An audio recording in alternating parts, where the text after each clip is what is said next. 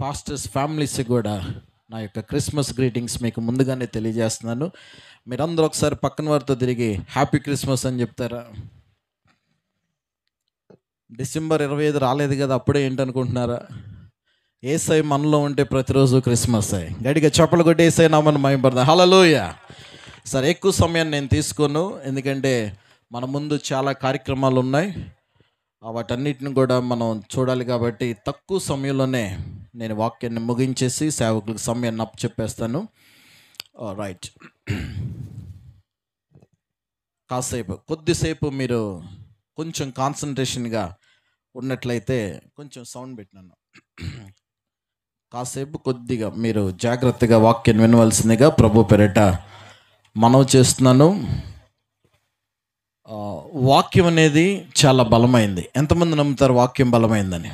హల్లెలూయా. ఎందుకు వాక్యం బలమైందంటే వాక్యము జీవం కలిగింది. రైట్, ఈ వాక్యాన్ని కనుక మనం పట్టుకోగలిగితే ఖచ్చితంగా మన జీవితాల్లో అద్భుతాలు చూస్తాం, ఖచ్చితంగా మన జీవితంలో మార్పును చూస్తాం, ఖచ్చితంగా మన జీవితాల్లో హెచ్చింపును చూస్తాం. ఇంతకుముందు కాలం వాక్యాన్ని చదవటం, వాక్యాన్ని వినడం, వాక్యాన్ని ఏదో మామూలుగా ప్రకటించడం, ఆ స్థాయి తెలిసినప్పుడు నా జీవితం మామూలుగా ఉండేది, నా యొక్క విధానం అంతా మామూలుగా ఉండేది. కానీ ఎప్పుడైతే ఈ వాక్యంలో జీవాన్ని పట్టుకున్నానో దేవుడు నా స్థితిని మార్చాడు. హల్లెలూయా. అందుకనే వాక్యాన్ని మాత్రం మనం చాలా జాగ్రత్తగా పట్టుకోగలిగితే దేవుడు మన జీవితంలో అద్భుతాలు చేస్తారు. సరే, యోహాను సువార్త 5వ అధ్యాయము 7వ వచనాన్ని ఒకసారి మనం పరిశీలన చేద్దాం. యోహాను సువార్త 5వ అధ్యాయము 7వ వచనం.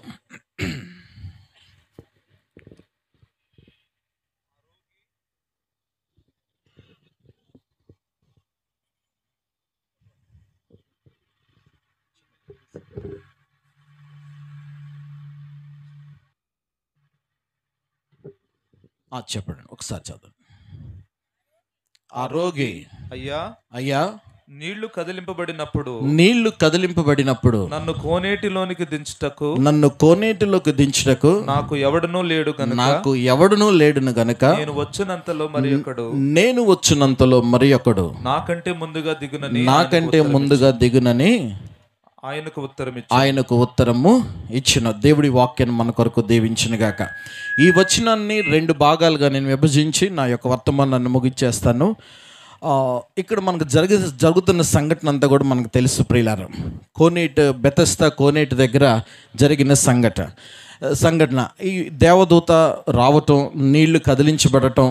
ఎవరైతే ఆ నీళ్లు కదిలించబడినప్పుడు ఎవరైతే మొట్టమొదటిసారిగా ఆ నీళ్ళల్లోకి దిగుతారో వారు ఎట్టి వ్యాధి గలవారైనా సరే వారు బాగుపడటం మనం చూస్తున్నాం. వారు కుంటివారైనా సరే, గుడ్డివారైనా సరే, పెరాలసిస్ వచ్చిన వారు, ఏ రోగంలో ఉన్నవారైనా సరే ఆ కోనేటిలో దిగినప్పుడు వారికి స్వస్థత కలగటం మనం చూసాం ప్రియులారా. చాలామంది స్వస్థత పొందుతున్నారు.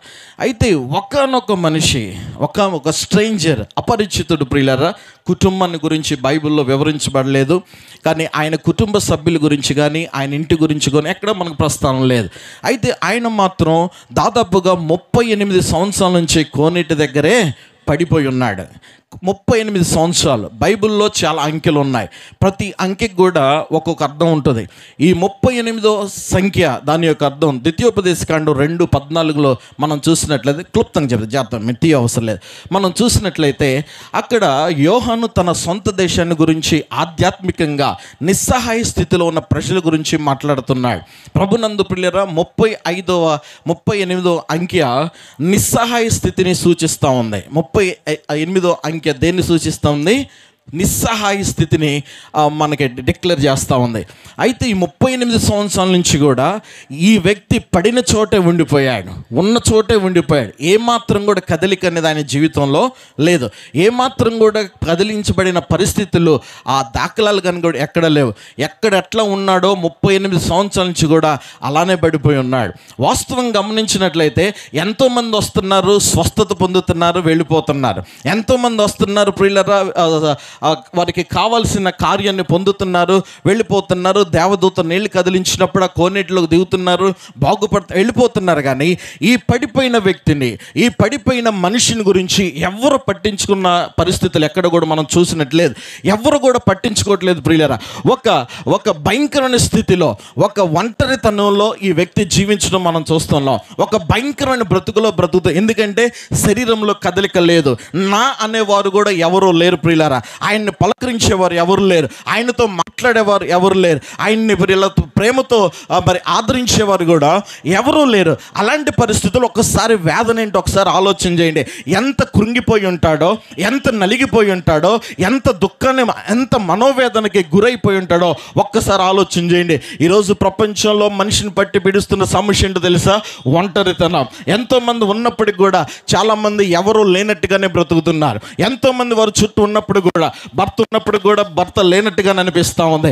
భార్య ఉన్నప్పటికి కూడా భార్య లేనట్టుగా అనిపిస్తుంది చాలామందికి ఈ రోజుల్లో. ఎందుకంటే తోడు అనేది వారి జీవితంలో కొదువైపోతుంది ప్రియులరా. వివాహాలు జరుగుతున్నాయి, బిడ్డలను కంటున్నారు తల్లిదండ్రులు, కానీ వారి మధ్యలో ఏదో స్నేహ సంబంధాలు చెడిపోవటం ద్వారా వారు ఒంటరి జీవితాన్ని అనుభవిస్తున్నారు. ఈ యొక్క వ్యక్తి కూడా ఒంటరి జీవితంలో నలిగిపోతున్నాడు. అయితే ఈ వ్యక్తిని ప్రియులరా యేసు ప్రభు గురించి తెలియదు ఈ వ్యక్తికి. కానీ నా స్థితి ఇంతేనేమో అని చెప్పి ఆయన అంత భయంకరమైన పరిస్థితిలో ఉండిపోయాడు. అయితే ఆ వ్యక్తి పడి ఉండటం ఎవరు చూశారు? అక్కడ యేసు ప్రభు చూశారు. గడిగా చెప్పలు కొట్టి యేసయ్య నామమున మహిమపడదాం. హల్లెలూయా. ఆ వ్యక్తి అక్కడ పడిపోయి ఉండటం యేసు ప్రభు చూసి యేసు ప్రభువే దిగి రావటం ప్రారంభించాడు. హల్లెలూయా. యేసు ప్రభు దిగి రావటం ద్వారా యేసు ప్రభు ఆయన దగ్గరకు వచ్చి ఒక సంభాషణ మొదలుపెట్టాడు. ఎందుకంటే ఎంతోమంది వస్తున్నారు, చూస్తున్నారు, వెళ్ళిపోతున్నారు. కానీ ఈ వ్యక్తి మాత్రము పడిపోయిన స్థితిలో ఉన్నాడు. ఆ వ్యక్తిని యేసు ప్రభు వారు గమనించి ఆ వ్యక్తి దగ్గరకు వచ్చి ఒక మాట అడుగుతున్నాడు. ఏం మాటది? అయ్యా, నీకు స్వస్థత కావాలా? నువ్వు బాగుపడతావా? నీకు విడుదల కావాలని యేసు ప్రభు వారే స్వయంగా వచ్చి అక్కడ నిలబడి ఆ వ్యక్తితో మాట్లాడుతుండే ఈ వ్యక్తి చెప్తున్న జవాబు ఏంటో చెప్తారు ఒకసారి. యేసు ప్రభు వచ్చి నీకు స్వస్థత కావాలని అడిగినప్పుడు ఈ వ్యక్తి ఏం చెప్పాలి?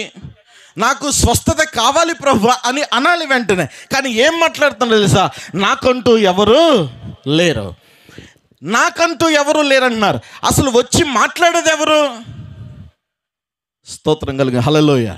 మీరు గమనించాలి వాక్యాన్ని. వచ్చి మాట్లాడుతున్నది ఎవరు? యేసు ప్రభు. యేసు ప్రభు వచ్చి స్వయంగా పడిపోయిన వ్యక్తి దగ్గరకు వచ్చి మాట్లాడుతున్నాడు, నీకు స్వస్థత కావాలని.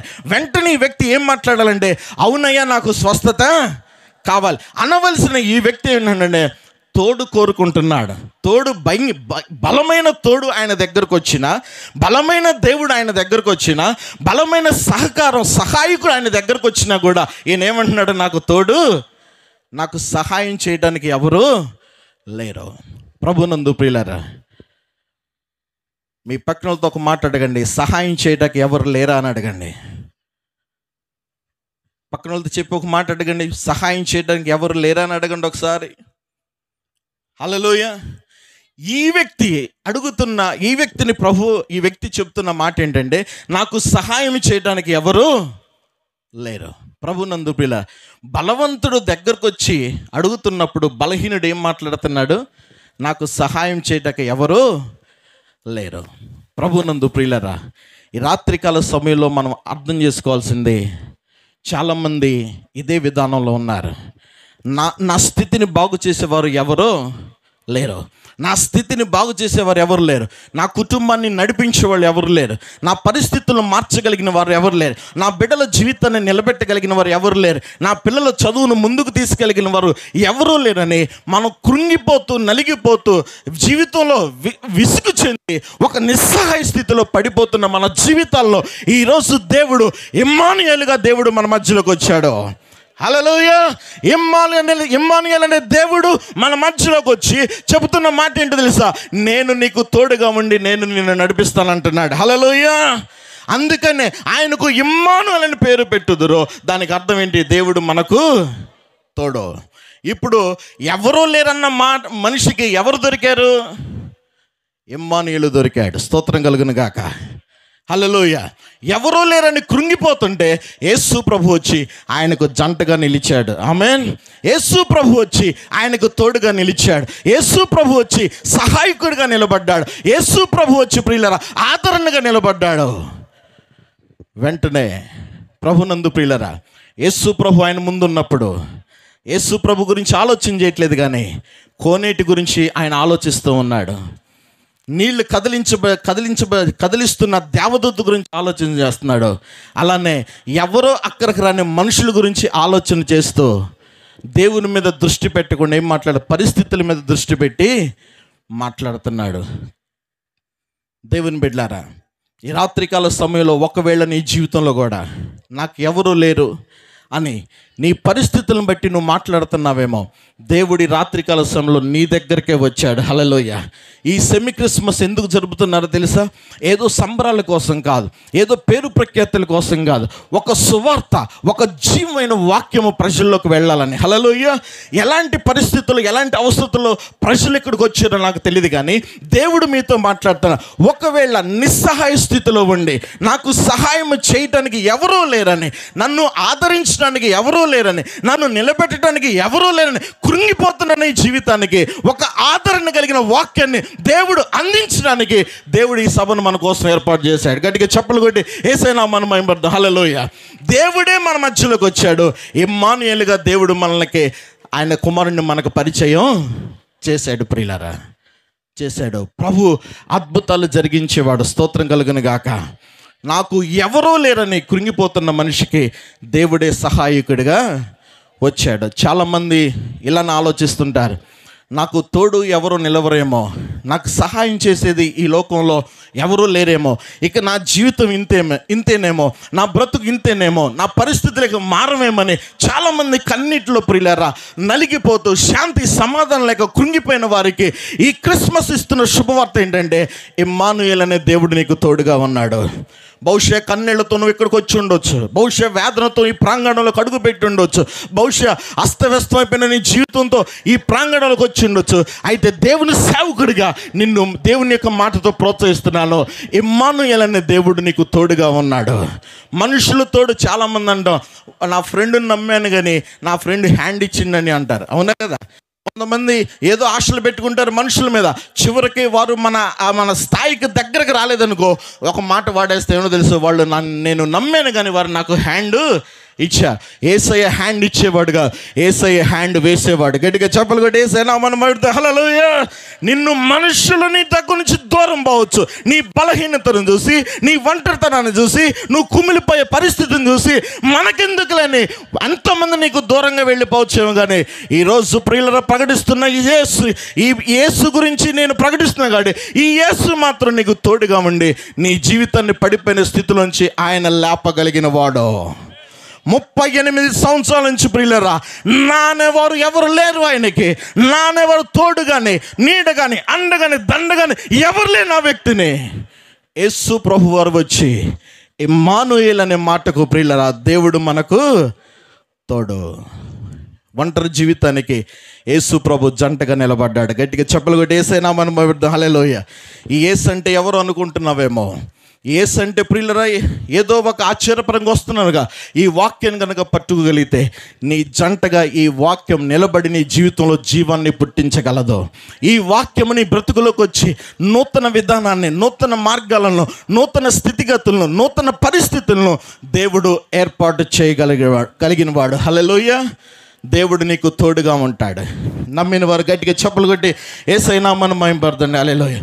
దాదాపుగా ఇమ్మానుయేల్ అనే మాట బైబిల్లో 3 సార్లు వ్రాయబడ్డది. 2 సార్లు యెషయా గ్రంథంలో వ్రాయబడ్డది, ఒకటేమో మత్తయి సువార్తలో దేవుడు చక్కగా మనకు రాసి పెట్టాడు. ఒంటరి జీవితంలో నలిగిపోతుంటే నువ్వు ఒంటరి వ్యక్తివి కాదు, దేవుడు నీకు తోడుగా ఉన్నాడు. హల్లెలూయా. నీ పరిచర్యలో నువ్వు ఒంటరి వ్యక్తివి కాదు, దేవుడు నీకు తోడుగా ఉన్నాడు. హల్లెలూయా.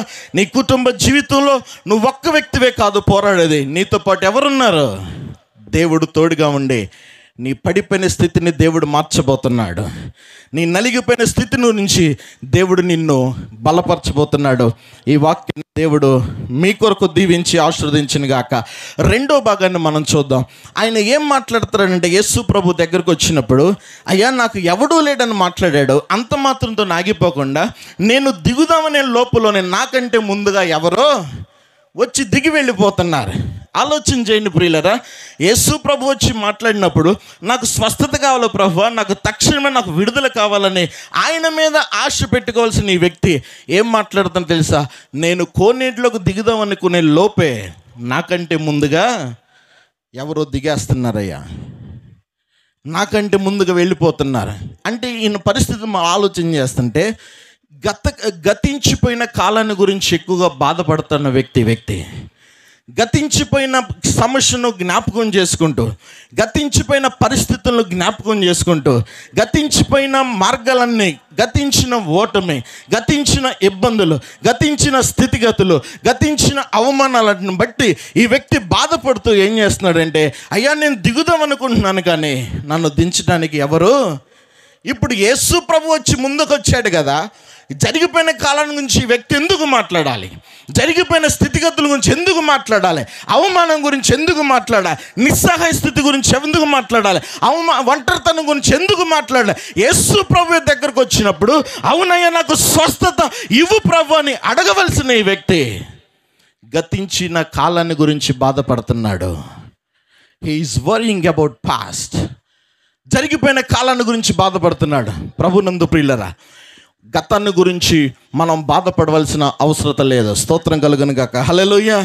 నీ గతం ఎలా ఉన్నప్పటికీ కూడా, నీ గతంలో పరిస్థితులు ఎంత దుఃఖానికి నిన్ను గురి చేసినప్పటికి కూడా, నీ గతంలో పరిస్థితులు ఎంత వేదనకి నిన్ను తీసుకొచ్చినప్పుడు కూడా, యేసు ప్రభు ఒకసారి నీ జీవితంలోకి ఎంటర్ అయితే గతంతో సంబంధం లేదు, నీ భవిష్యత్తును దేవుడు అద్భుతంగా మార్చగలిగిన వాడు. గట్టిగా చప్పలు కొట్టి యేసే నామమున మహిమపడదాం ప్రియులారా. గతంలో నువ్వు ఓటమి ఎదుర్కోవచ్చు, గతంలో నీకు అవమానాలు రావచ్చు, గతంలో నువ్వు నిందల పాలు కావచ్చు, గతంలో నీకు కొరత ఉండొచ్చు, గతంలో కొదువు ఉండొచ్చు, కానీ ఎప్పుడైతే యేసు ప్రభు నీకు తోడుగా ఉంటాడో ఖచ్చితంగా నీ భవిష్యత్తును దేవుడు నిండుగా దీవించి ఆశీర్వదిస్తాడు. హల్లెలూయా. యేసు ప్రభు నిన్ను దీవించాలంటే, యేసు ప్రభు నిన్ను ఆశీర్వదించాలంటే గతకాలం గురించి దాని మీద ఆధారపడి దేవుడు పనిచేసేవాడా? కాదు. హల్లెలూయా. గతాన్ని, పరిస్థితుల్ని మనం యేసు ప్రభు పరిగణలోకి తీసుకొని ఆయన పనిచేసే దేవుడు కాదు. ఆయన ఒకసారి నీ పిక్చర్లోకి ఎంటర్ అయ్యాడంటే, ఆయన ఒకసారి నీ సర్కిల్లోకి ఎంటర్ అయ్యాడంటే ఖచ్చితంగా నీ పరిస్థితి మార్చబడవలసిందే. హల్లెలూయా. ఖచ్చితంగా నీ పరిస్థితుల్లో మార్పు రావాల్సిందే. హల్లెలూయా.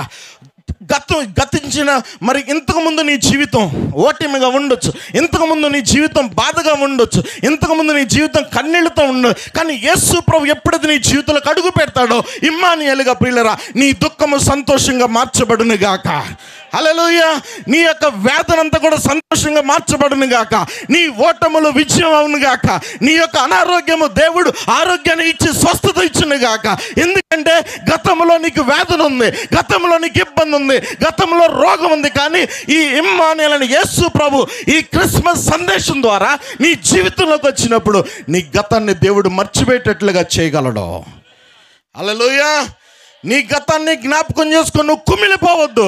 అయ్యా పలానప్పుడు ఇట్లా చేశాను, పలానప్పుడు ఒక ఎగ్జామ్లో ఫెయిల్ అయ్యాను, పలానప్పుడు నా పెళ్లి వివాహం ఇలా విచ్ఛిన్నమైపోయింది. నువ్వు ఎప్పుడు కూడా దేవుని బిడ్డలకు మన విశ్వాసం ఇదే. యేసు ప్రభు దగ్గర వచ్చి ప్రార్థించినప్పుడు, యేసు ప్రభు దగ్గరకు వచ్చి మన వాక్యం విన్నప్పుడు గత జీవితాన్ని గురించి ఎప్పుడు కూడా మనం కుమిలి పోవద్దు. స్తోత్రం కలుగును గాక. హల్లెలూయా. మీ పక్కన వాళ్ళతో ఒకసారి 2 చేతులు చెప్పండి ఒకసారి హల్లెలూయా. అమ్మ చలి మీకే కాదు, నాకు కూడా ఉంది. ఆమేన్. మీతో పాటు నేను పాలుభోగస్తుని అవ్వాలని కోటు తీసేసా. హల్లెలూయా. మీ పక్కన వాళ్ళతో షేక్ హ్యాండ్ ఇచ్చి ఒక మాట చెప్పండి, గతాన్ని మర్చిపోవని చెప్పండి. ఆమేన్. ఆమేన్. గతంలో మన పరిచయం ఒకలాగా ఉండొచ్చు, మన పరిచయలోకి యేసు ప్రభు వచ్చాక మన పరిస్థితి స్థాయి మారిపోద్ది. హల్లెలూయా. ఎందుకంటే గతంలో సంఘాలు విడిపోవచ్చు, గతంలో మనల్ని నమ్ముకున్న వారు మనల్ని వదిలి వెళ్ళొచ్చు, కానీ యేసు ప్రభు ఎప్పుడైతే మన సర్కిల్లోకి వస్తాడో ఖచ్చితంగా మన భవిష్యత్తు ఆశీర్వాదకరంగా మార్చబడుద్ది. హల్లెలూయా. గతంలో నీ పరిస్థితి ఎలా ఉన్నా సరే భవిష్యత్తు దేవుడు దీవెనకరంగా మార్చబోతున్నాడు. భవిష్యత్తును దేవుడు ఆశీర్వాదకరంగా మార్చబోతున్నాడు. ఈ వ్యక్తి ఇమ్మానుయేల్ని గుర్తుపట్టలేదు. ఈ వ్యక్తి దేవుడు తోడుగా ఉన్నాడని గుర్తుపట్టలేదు. అందుకని గతాన్ని జ్ఞాపకం చేసుకుంటే ఏం చేస్తున్నాడంటే బాధపడతా ఉన్నాడు. ఈ రాత్రి నీ జీవితంలో ఒక అద్భుతం జరగాలంటే దేవుని బిడ్డలారా, గతాన్ని మనం మర్చిపోవాలి. ఆమేన్. గతాన్ని మనం మార్చలేము, కానీ గతంలోని పరిస్థితులు ఎలా ఉన్నప్పటికి కూడా యేసయ్య ఏదైనా చేయగలడు. ఎలాగైనా చెప్పండి ఒకసారి, యేసయ్య ఏమైనా చేయగలడు, ఎలాగైనా చేయగలడు. గట్టిగా చెప్పాలి, యేసయ్య ఏమైనా చేయగలడు, ఎలాగైనా చేయగలడు. గతములో అంధకారం నిన్ను కమ్ముకుందేమో, గతములో కన్నీళ్లు నిన్ను కమ్ముకున్నాయేమో, గతములో శోధనలు నిందలు నిన్ను కమ్ముకున్నాయేమో. మరి భవిష్యత్తు నాదేంటి? ఈ క్రిస్మస్ సందేశం ద్వారా దేవుడు నన్ను ఏం బలపరచాలనుకుంటున్నాడు, ఎలా దేవుడు నన్ను ఆదరించాలనుకుంటున్నాడంటే వాక్యం సెలవిస్తూ ఉంది, ఇమ్మానుయేల్ అనే దేవుడు నీకు తోడుగా ఉన్నాడు. హల్లెలూయా. దేవుడు తోడుగా ఉంటే మనకి ఏ తోడు కూడా అవసరం లేదు. స్తోత్రం కలుగును గాక. దేవుడే తోడుగా ఉన్నాడు. ఈ పేరు ఎవరు పెట్టారు? యోసేపు పెట్టాడా? మరియ పెట్టిందా? కాదు. ఆ పేరు దేవుడిలోనే శక్తి దాగి ఉంది. హల్లెలూయా. ఇమ్మానుయేలులోనే దేవుని యొక్క శక్తి దాగి ఉంది. కాబట్టి ఈ దేవుడు నీ దగ్గరకు వచ్చాక ఎప్పుడు కూడా గతించిన కాలాన్ని గురించి నువ్వు దిగులు పడొద్దు. స్తోత్రం కలుగును గాక. గతాన్ని మర్చిపో, గతాన్ని విడిచిపెట్టు, గతం గురించి ఎప్పుడు బాధపడొద్దు. గతం ఎలా ఉన్నప్పటికి కూడా భవిష్యత్తులో యేసయ్య ఏమైనా చేయగలడో. కరెక్ట్గా చెప్పట్లా మీరు? గతం ఎలా ఉన్నప్పటికి కూడా భవిష్యత్తులో దేవుడు ఏమైనా చేయగలడు, ఎలాగైనా చేయగలడు. హల్లెలూయా. ఒకసారి గట్టిగా చెప్పండి, గట్టిగా చెప్పండి. యేసయ్య ఏమైనా చేయగలడు, ఎలాగైనా. ఇది నా జీవితంలో దేవుడు చేశాడు. హల్లెలూయా. గతంలో ఓటమి ఎదురైంది, అవమానం ఎదురైంది, నిందలు ఎదురైంది, ప్రియులరా ఒంటరితనం ఎదురైంది. కానీ యేసు ప్రభు ఎప్పుడైతే మన పిక్చర్లోకి వచ్చాడో, మన లైఫ్లోకి ఎంటర్ అయ్యాడో, టోటల్ టెస్టిమోనీ ఎంటైర్గా మార్చబడ్డది. హల్లెలూయా. ఈ దేవుడు ఒకరి జీవితంలో చేయడానికి పక్షపాతి కాదు. ఆయన్ని నమ్ముకుంటే యేసయ్యా అని పిలిస్తే అందరి దగ్గరకు వచ్చి లేవనెత్తగలిగిన వాడు, ప్రతి ఒక్కరి దగ్గరకు వచ్చి నిలబెట్టగలిగిన వాడు. కృంగిపోయావా, నలిగిపోయావా, మరి చింతిస్తున్నావా, ప్రియులరా వేదనతో నలిగిపోతుందని గుండె, యేసు ప్రభు మాట్లాడుతున్నాడు, నేను నీకు తోడుగా ఉన్నాను. నువ్వు ఒంటరి వ్యక్తివి కాదు. స్తోత్రం కలుగును గాక. నువ్వు ఒంటరి వ్యక్తివి కాదు. గతాన్ని గురించి బాధపడుతూ దేవుని స్తుతించడం మానొద్దు. గతాన్ని గురించి బాధపడుతూ ప్రార్థన చేయటం మానొద్దు. గతాన్ని గురించి శోధనకు గురవుతూ దేవుణ్ణి ఆరాధించడం మానొద్దు. దేవుడే ఏదైనా చేయగలడో, ఎలాగైనా చేయగలడో. గతంలో నీకు కష్టాలు ఎదురవ్వచ్చు, అదే కష్టాలు భవిష్యత్తులో ఉంటాయని దేవుడు మాట్లాడట్లేదు. ఆ కష్టాలను దేవుడు నీకు మెట్లుగా వేసి నిన్ను ఉన్నతమైన స్థాయిలోకి దేవుడు నడిపించాలని ఆశపడుతున్నాను. నమ్మితే గట్టిగా చప్పలు కొట్టి యేసయ్య నామాన్ని మహిమపరచగలవా? గతంలో నీకు కష్టాలు ఉంటే భవిష్యత్తులో ఆ కష్టాలను దేవుడు ఏం చేయబోతున్నాడంటే సోపానాలుగా మార్చి నిన్ను ఒక విజయ పదం వైపు దేవుడు నిన్ను నడిపించబోతున్నాడు. దేవుని నామానికి మహిమ కలుగును గాక. హల్లెలూయా. స్వస్థపరిచాడు, దేవుడు వచ్చాడు, ఒకే మాట చెప్పాడు, నువ్వు లేచి నీ పరుపెత్తుకొని నువ్వు లేచి నడువమని చెప్పాడు. ఆమేన్. ఎక్కడిది బలము, ఎక్కడిది శక్తి? ఆయన మాట మాట్లాడితే అద్భుతాలు జరుగుతాయి. హల్లెలూయా. ఆయన మాట మాట్లాడితే స్వస్థతలు జరుగుతాయి. హల్లెలూయా. ఆయన మాట మాట్లాడితే ఆటంకాలు తొలగిపోతాయి. ఆమేన్ చెప్పట్లా? హల్లెలూయా చెప్పట్లా? హల్లెలూయా. ఆమేన్. ఒకే మాట మాట్లాడా. కోనేటిలోకి వెళ్ళి దిగన్నాడా? చెప్పలేదే. దేవదూత వచ్చిందాక ఆగుబాబు అన్నాడా? అనలేదే. నీళ్ళు కదిలించబడేదాకా వెయిట్ చేయను ఆయన అన్నాడా? అనలేదే. యేసు ప్రభు ఎవరో ఒకరు రాని నిన్ను తీసుకెళ్ళి నేను సహాయం చేస్తే వాళ్ళు నేను తీసుకెళ్ళి నీటిలో ముంచుతారు అన్నాడా? అనలేదే. యేసు ప్రభు ఒకే మాట చెప్పాడు, లేచి నీ పరుపెత్తుకొని నువ్వు వెళ్ళిపో అన్నాడు. స్తోత్రం కలుగును గాక. దేవుడు మాట మాట్లాడితే అద్భుతాలు జరుగుతాయి. దేవుడు మాట్లాడితే ఆశ్చర్యమైన కార్యాలు జరుగుతాయి. దేవుడు మాట్లాడితే స్వస్థతలు జరుగుతాయి. హల్లెలూయా. ఎందుకంటే ఆది కాండంలోనే దేవుడు తన వాక్కు చేత సృష్టిని కలుగజేశాడు. ఆమేన్. శూన్యంలోంచి దేవుడు ఏం చేశాడు? సృష్టిని కలుగజేశాడు. అంటే ఆది యందు దేవుడు ఏ కార్యాన్ని అయితే ప్రారంభించాడో అది చివరి కొరకు దేవుడు కొనసాగిస్తూనే వచ్చాడు. హల్లెలూయా. ఆయన మాటలో శక్తి, సొమ్మసిల్లువానికి బలం ఇచ్చేవాడు ఆయనే. ఆయన మాటలో శక్తి ఉంది కాబట్టి వెంటనే ఏం చేశాడంటే ఆయన పరుపెత్తుకొని లేచి నడవటం ప్రారంభించారు. హల్లెలూయా. లెమ్ము తేజరిల్లుము, నీ మీదకి వెలుగు వచ్చి ఉన్నది. హల్లెలూయా. ఈ రాత్రికాల సమయంలో ఒకవేళ ఆయనది 38 సంవత్సరాల నుంచి ఏదైనా అవ్వచ్చు, ఒకవేళ నీ స్థితి 10 సంవత్సరాలు అవ్వచ్చు, లేకపోతే 4 సంవత్సరాలు అవ్వచ్చు, 2 నెలలు అవ్వచ్చు, 1 సంవత్సరం అవ్వచ్చు. కదలిక లేని పరిస్థితుల్లో దేవుడు కదలికను తీసుకురాబోతున్నాడు. ఆమేన్. ఇలానే నా జీవితం అని ఒకవేళ డెడ్గా డిసైడ్ అయి కూర్చున్నా కూడా దేవుడు నీ స్థితిని మార్చగలడు. ఎలా మారుస్తాడు? ఆయన వాక్యాన్ని పంపి మారుస్తాడు. హల్లెలూయా. ఆయన వాక్యము చనిపోయిన లాజరుని తీసుకొచ్చింది బయటికి. స్తోత్రం కలుగును గాక. ఎందుకంటే జీవం లేని పరిస్థితులకు ఆయన వాక్యం వెళ్ళి ఏం చేసిన జీవాన్ని తీసుకొచ్చింది. ఇమ్మానుయేల్ అనే మాటకు అర్థం ఏంటో తెలుసా? దేవుడు మనకు తోడు. ఎవరు లేపలా, కానీ ఇమ్మానుయేల్ లేపాడు. గట్టిగా చెప్పలు కొట్టేసైనా మనం భయపడదాం. ఆమేన్. ఎవరూ పట్టించుకోలేదు, కానీ దేవుడు తోడుగా ఉండి తన స్థితిని మార్చాడు. ఇంకొక అంశం చెప్పి నేను ముగిస్తాను. మందిరంలో కనపడినప్పుడు యేసు ప్రభు ఒక స్ట్రిక్ట్ వార్నింగ్ ఇచ్చాడు ఆయనకి. ఏంటి ఆ వార్నింగ్? మరి ఎక్కువ కీడు కలగకుండా పాపము చేయొద్దు. కీడు ఎక్కువ కాకుండా ఉండాలంటే నువ్వు పాపం చేయటం మానివేయాలి. హల్లెలూయా. ఆమేన్.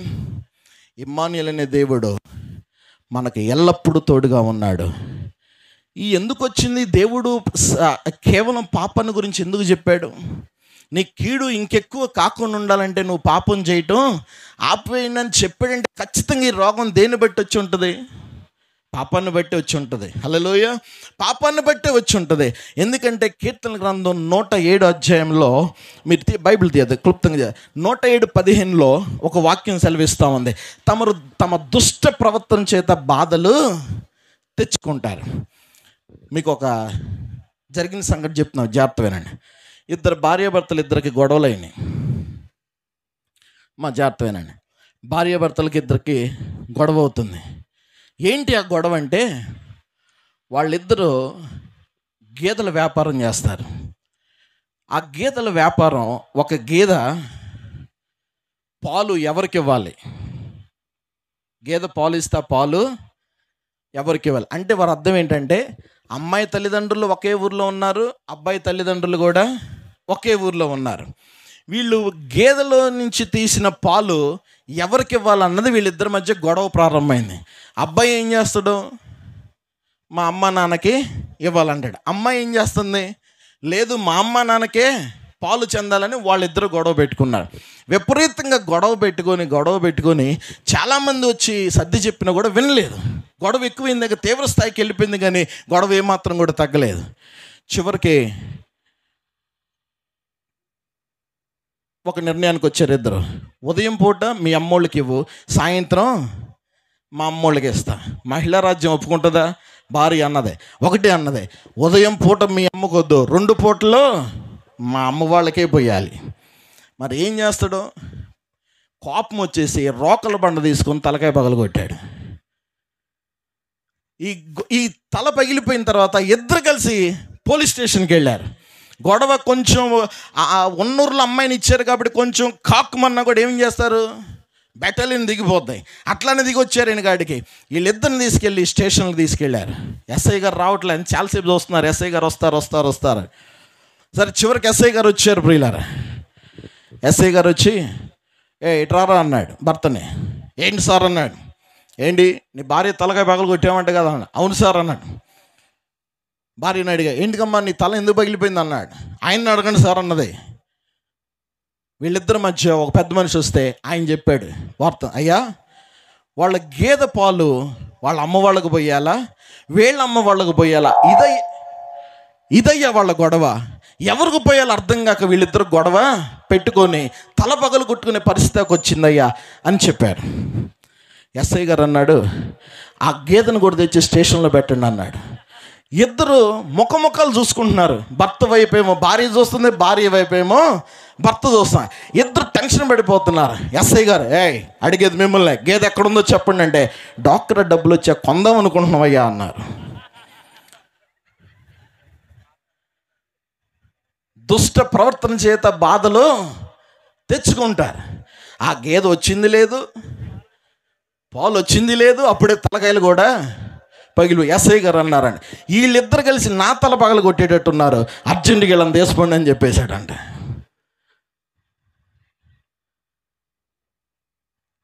గేదె వచ్చినాక పాలు తీసేటప్పుడు ఏమైనా గొడవ పెడితే అదొక అందంగా ఉండేది. డాక్టర్ గ్రూప్ వచ్చాక కొనాలనుకుంటున్నామంట, అప్పుడే వీళ్ళు స్టేషన్ దాకా వెళ్ళిపోయారు. ప్రభునందు ప్రియులారా, ఖచ్చితంగా పాపాన్ని బట్టి ఏమవుతుంటే కుటుంబంలోకి సమస్యలు వస్తూ ఉంటాయి. దేవుడు అందుకని ఇమ్మానుయేల్ అనే దేవుడు వారి ప్రజల నుండి ఆయనే వారిని, పాపం నుండి ఆయనే వారిని రక్షించును. హల్లెలూయా. క్రిస్మస్ తీసుకొచ్చిన శుభ వార్త ఏంటో తెలుసా? మనిషికి దేవునికి ఏర్పడిన అగాధాన్ని క్రిస్మస్ పూర్తి చేసింది. గట్టిగా చెప్పలు కొట్టి యేసయ్య నామమున మహిమ. హల్లెలూయా. మొదటి ఆదాము శాపాన్ని,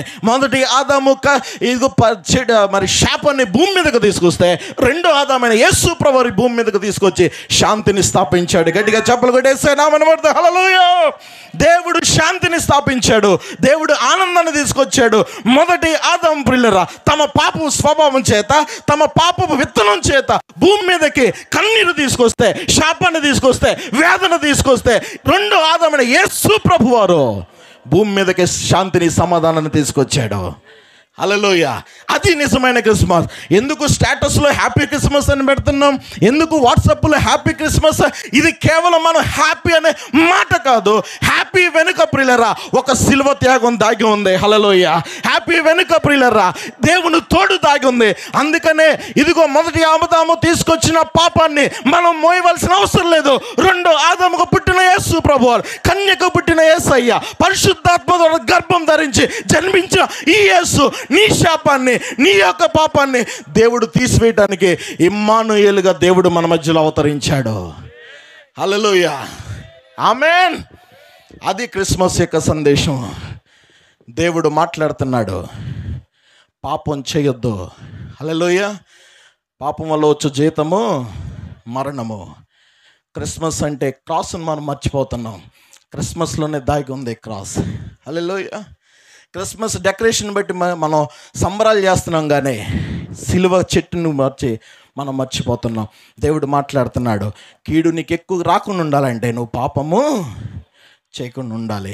దేవుడు మీ జీవితంలో గొప్ప కార్యాలు దేవుడు జరిగించాలని ఆశ. లాస్ట్ 5 minutes నేను మాట్లాడుతున్నాను. కీర్తన గ్రంథం 125 అధ్యాయం 2వ వచనం. ఇమ్మానుయేలు మనకు రక్షకుడిగా ఉన్నాడు.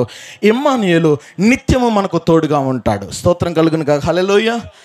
యెరూషలేము చుట్టూ పర్వతములు ఉన్నట్లుగా నిత్యము నేను మీకు తోడై ఉంటాను. ఆమేన్. ఏంటి, దేవుడు తోడుగా ఉంటాడని చెప్పినా కూడా సంతోషం లేదు.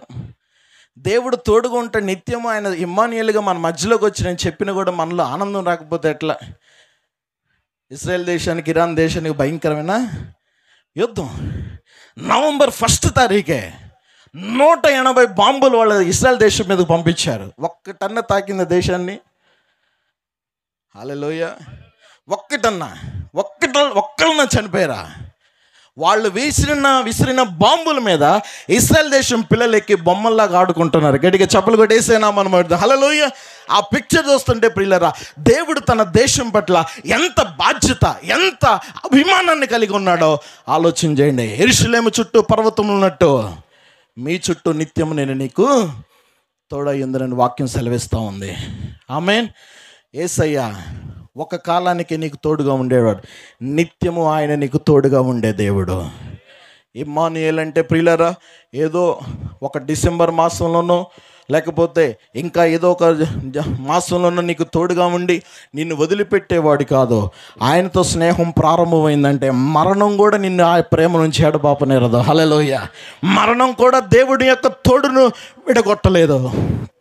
వస్త్రహీనత అయినా, అర్థమైనా, కరువైనా, ఉపద్రవం ఏదైనా దేవుడు ప్రేమ నుండి మనలను ఎడబాబ. ఇది అసలు నిజమైన తోడు. ఇది నిజమైన తోడు. భార్యాభర్తలతో ప్రమాణాలు చేస్తారు. వ్యాధి ఎందును, లేమి ఎందును, కలిమి ఎందును, ఆ కొద్ది జ్వరం రాగానే అమ్మ కొద్ది మీ ఇంటికి వెళ్ళొస్తావా ఈ 4 రోజులు అంటుంటారు. కానీ దేవుడు మాత్రము ఏ క్షణంలో అయినా, ఏ పరిస్థితుల్లో అయినా ఆయన మనకు తోడుగా ఉండే దేవుడు. చందులపాడు మండలానికి దేవుని యొక్క తోడు సదాకాలము తోడయ్యుండి నడిపించునుగాక. దేవుడు నామానికి మహిమ. ఈ వాక్యాన్ని దేవుడు దీవించి ఆశీర్వదించును గాక. మంచి శ్రేష్టమైనటువంటి వర్తమానాన్ని అందించినటువంటి దైవజనులు పాల్ గారికి ప్రభు పేరట మా యొక్క ఫెలోషిప్ పక్షాన ప్రభు పేరట వందనాలు తెలియచేస్తున్నామండి.